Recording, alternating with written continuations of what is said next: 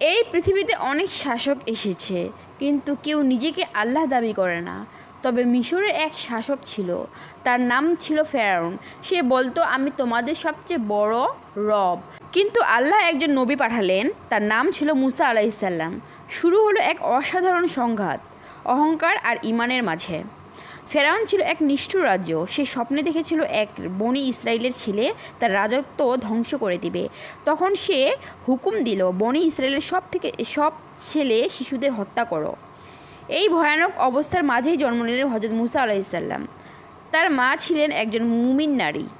আল্লাহ তাকে নির্দেশ দিলেন, তুমি শিশুকে একটি ঝুড়িতে রেখে নদীতে ভাসিয়ে দাও। আমি তাকে ফিরিয়ে দেব এবং তাকে রাসূল বানাবো। ঝুড়িটা ভেসে ভেসে ফেরাউনের প্রাসাদের কাছে গিয়ে পৌঁছালো। ফেরাউনের স্ত্রী আসিয়া আলাইসাল্লাম শিশুকে দেখে ভালোবেসে ফেললেন এবং বললেন, এই সন্তানকে হত্যা করো না, এটা আমাদের চোখের ঠান্ডা। মুসা আলাইসাল্লাম ফেরাউনের প্রাসাদে বড় হতে থাকলেন। এক সময় আল্লাহ তাকে নবী বানালেন। তিনি তুর পাহাড়ে গিয়ে আগুন দেখতে পান। সেখানে তিনি আল্লাহর ডাকে সাড়া দেন, হে মুসা, আমি তোমার রব। সেখানে মুসা আলাইসাল্লাম নবুয়ত পান এবং ফেরাউনের দিকে পাঠানো হয়।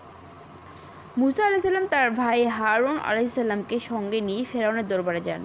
বললেন, আমি আল্লাহর পক্ষ থেকে এসেছি, বনি ইসরায়েলকে মুক্তি দাও। ফেরাউন হেসে বলে, তুই তো সেই লোক যাকে আমাদের প্রাসাদেই বড় করেছি। মুসা আলাইসাল্লাম আল্লাহর দেয়া মুজিজা দেখালেন। লাঠি সাপ হয়ে গেল, হাত চমকে উঠল আলো দিয়ে। তাও ফেরাউন বলল, এটা তো জাদু। সে রাজ্যের সেরা জাদুকরদের ডাকলো প্রতিযোগিতার জন্য। মিশরের শত শত জাদুকর একত্র হলো। তারা নিজেদের দড়ি ছুঁড়ে দিল। এগুলো সরীসৃপের মতো নড়তে লাগলো। মুসা আলাইসাল্লাম তার লাঠি ছুঁড়ে দিলেন এবং তার সব গিলে ফেলল। সব জাদুকর বুঝে গেল এটা জাদু নয়, এটা সত্য। তারা সেজদায় পড়ে বলল, আমরা মুসা ও হারুনের রবের প্রতি ঈমান আনলাম। ফেরাউন রেগে গিয়ে বলল, আমি তোমাদের হাত পা কেটে দেব। তবু তারা বলল, আমরা ফিরে যাব আমাদের রবের দিকে। আল্লাহর হুকুমে মুসা আলাইসাল্লাম বনি ইসরাইল নিয়ে মিশর থেকে বের হতে লাগলেন। ফেরাউন তাদের ধাওয়া করল বিশাল সৈন্যদল নিয়ে। সামনে সমুদ্র, পিছনে শত্রু। মুমিনরা ভয় পেয়ে গেল।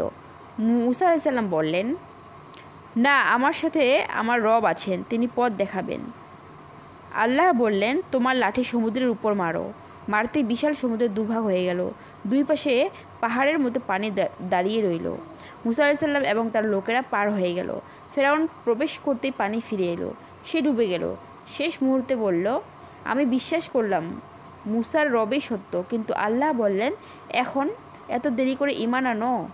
ফেরাউন ধ্বংস হয়ে গেল এবং মুসা আলাইসাল্লাম জয়ী হলেন।